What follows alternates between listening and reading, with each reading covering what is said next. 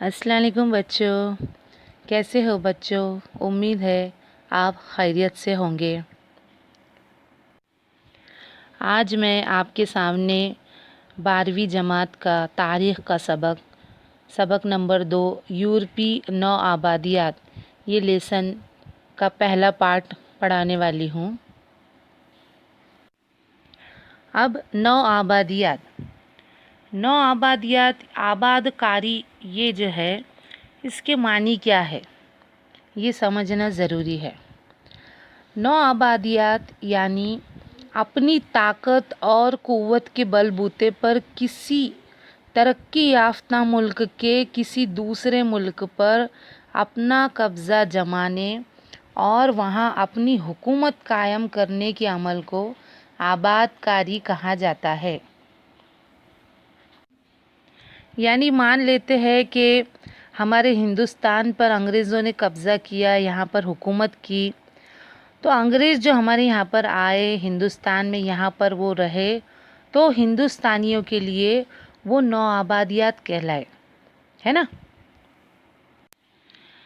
England, पुर्तगाल, Spain जैसे ममालिक ने क्या किए, अमेरिका, ऑस्ट्रेलिया, एशिया और अफ्रीका इन बर्रे आज़मों में वाक़े मुल्कों पर कब्ज़ा करके वहाँ अपनी नौ आबादियात कायम की। भारत पर भी इंग्लैंड ने यानी बरतानिया, भारत में भी इंग्लैंड बरतानिया की जो नौ आबादियात कायम थी। अब नौ आबादकारी की नौयत क्या थी? तो नौ आबादकारी की ये नौयत थी कि किसी काम में अपना नाम कमाना और अजनबी ज़मीनों की खोज करना, मज़हब की तबलीग करना, सोने की कानों का पता लगाना जैसे मकासद जो थे, तो ये यूरोपी लोगों ने क्या किए, दुनिया भर में घूम घूम कर अपनी नौ आबादियात कायम किए। अलग अलग बर्रे आज़मों में जाके अलग अलग मुल्कों में जाकर अपनी नौ आबादियात कायम किए। अब नौ आबादकारी के उरूज की वजूहात। अब इसकी उरूज की वजूहात क्या थी, क्यों ये इतने उरूज पर थी? तो सबसे पहला पॉइंट है इसमें सनती इनकलाब। सनती इनकलाब की वजह से नौ आबादियात कायम करने का रुझान चल पड़ा। नई ईजाद किर्दा मशीनों की वजह से अशिया की पैदावार में ज़बरदस्त इजाफ़ा हो गया और मुल्क की जो बाज़ार थे, इन तमाम अशिया की खपत मुमकिन नहीं थी।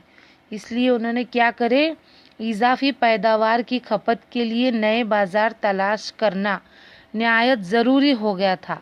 इस मकसद के तहत अपनी मिल्कियत के बाज़ार और इन बाज़ारों पर अपना तसलसल भी इन मुल्कों की ज़रूरत बन गया था। तो सनती इनकलाब की वजह से नौ आबादियात जो है बड़े उरूज पर आई, मशीनों का ईजाद हुआ, नई नई चीज़ें बनने लगी और पैदावार जो है वो ज़्यादा हो गई।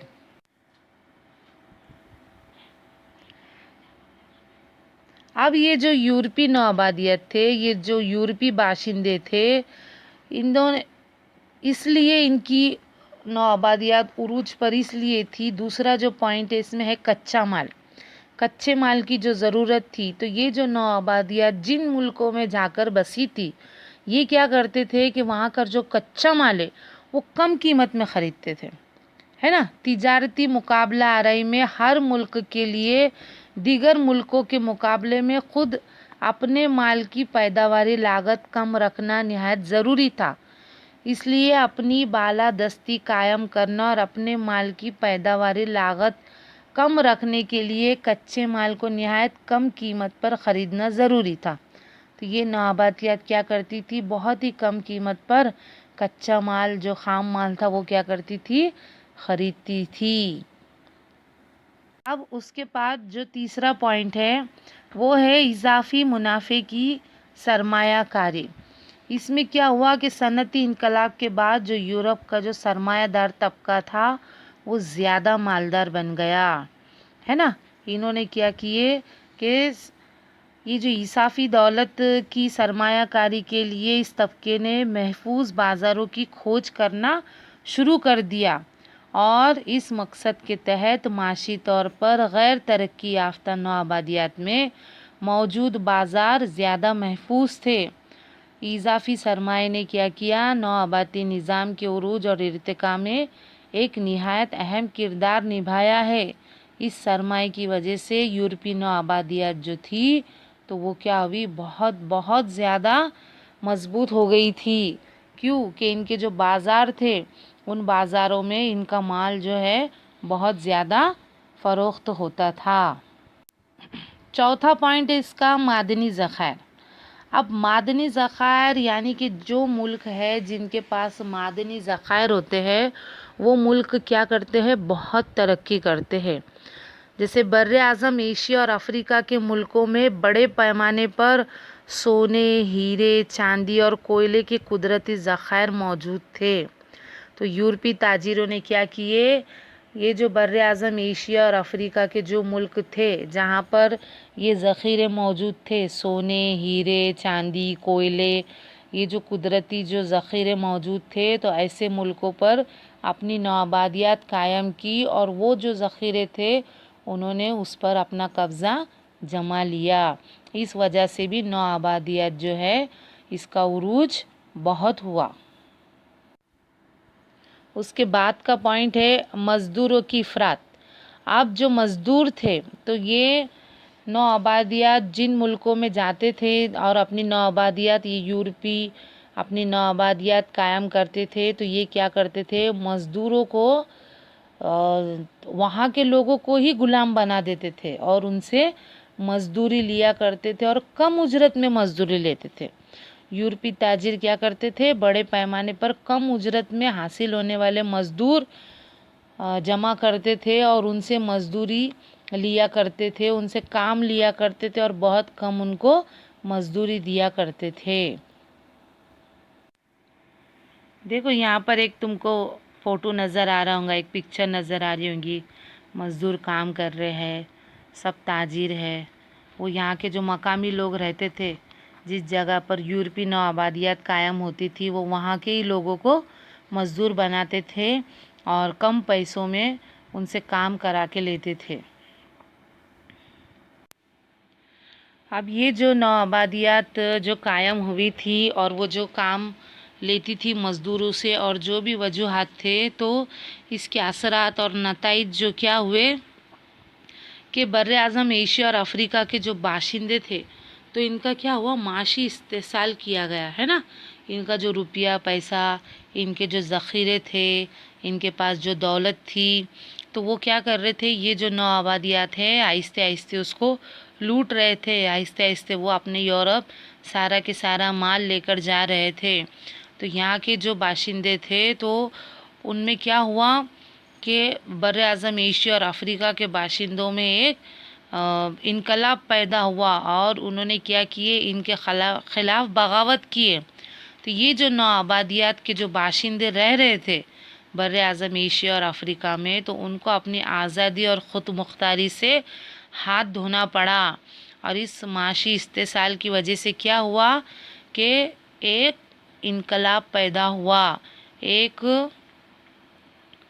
لوگوں میں الگ رجحان ہوا بر اعظم ایشیا اور افریقہ کے لوگوں کے دماغوں میں کہ ہمارا جو مال ہے، ہمارا جو پیسہ ہے، یہ سب کیا کر رہے ہیں؟ یہ یورپی نوآبادیات یہاں سے لوٹ کر لے کر جا رہے ہیں۔ ایسا نہیں ہے کہ اس کے اثرات منفی تھے، اس کے اثرات مثبت بھی تھے۔ نوآبادیات میں سیاسی، سماجی، معاشی اور تعلیمی بیداری بھی پیدا ہوئی۔ یہاں کے باشندے جمہوری نظام اور اس نظام کے اجزاء میں آزادی، بھائی چارہ، یکجہتی جیسی جدید اختیار سے متعارف ہوئے، ہے نا۔ یہاں کے لوگوں کو معلوم پڑا کہ نوآبادیات کی وجہ سے جو نئے لوگ آئے تھے اور جو یہاں کے باشندے تھے رہنے والے، وہ سیاسی، سماجی، معاشی، تعلیمی بیداری بھی ان میں کیا ہوئی؟ پیدا ہوئی کہ تعلیم حاصل کرنا چاہیے، نئے ملکوں کی زبان سیکھنی چاہیے اور یہاں پر جمہوری نظام بھی चला। यहाँ पर जमहूरी निज़ाम के जो अज्जा थे, आज़ादी, भाईचारा, यकजहती, तो ये जो निज़ाम है इससे भी लोग क्या हुए, मुतारुफ हुए, उन्हें मालूम पड़ा। उसके बाद कानून की हुक्मरानी, निज़ाम आदम व इंसाफ और तालीम सब के लिए जैसे नज़रियात सामने आए, है ना। अलग अलग नज़रियात का रुझान हुआ, उसका भी उरूज हुआ। और अपने मसाइल हमें ख़ुद ही हल करने चाहिए, जैसा नज़रिया भी लोगों में आम हो गया कि हमारे जो मसाइल है, हमारी जो मुश्किलें हैं वो क्या होनी चाहिए, खुद हमने उसको हल करनी चाहिए। तो इन वजूहात की बिना पर नौ आबादियात में आज़ादी की तहरीक को उरूज हासिल हुआ। लोग आज़ादी की तरफ दौड़ने लगे कि नहीं, हम ग़ुलाम नहीं रहेंगे। और सियासी, समाजी और माशी और तालीमी बेदारी भी उनमें आई। नेक्स्ट जो पॉइंट है अपना, वो यूरोपीय नौआबादियात जो है वो अमेरिका में जाकर बसी और वहाँ पर यूरोपीय नौआबादियात कायम हुई। और वहाँ पर क्या क्या हुआ तो वो हम नेक्स्ट सेकंड पार्ट में, इस लेसन के सेकंड पार्ट में, अगले लेक्चर में पढ़ेंगे। उम्मीद है बच्चों आपको ये जो लेसन है वो समझ में आया होगा। ये जो भी मैंने आपको पढ़ाई नौ आबादियात का जो उरूज थे उसकी क्या वजूहत थी वो आपको समझ में आई होगी। और अगर कभी समझ में नहीं आई तो आप ज़रूर मुझसे शेयर कीजिए, कमेंट्स बॉक्स में आप कमेंट कीजिए, मुझे बताइए, क्वेश्चन पूछिए। और आप अपनी प्रेजेंटी भी लगाइए, उसमें आप अपने नाम की प्रेजेंटी लगाइए ताकि मुझे पता चले कि कितने बच्चों ने ये लेसन देखा है, पढ़ा है। और इंशाल्लाह नेक्स्ट लेक्चर में हम आगे का सेकंड पार्ट देखेंगे। और उम्मीद है आपको ये वीडियो पसंद आया होगा। तब तक के लिए अल्लाह हाफिज़।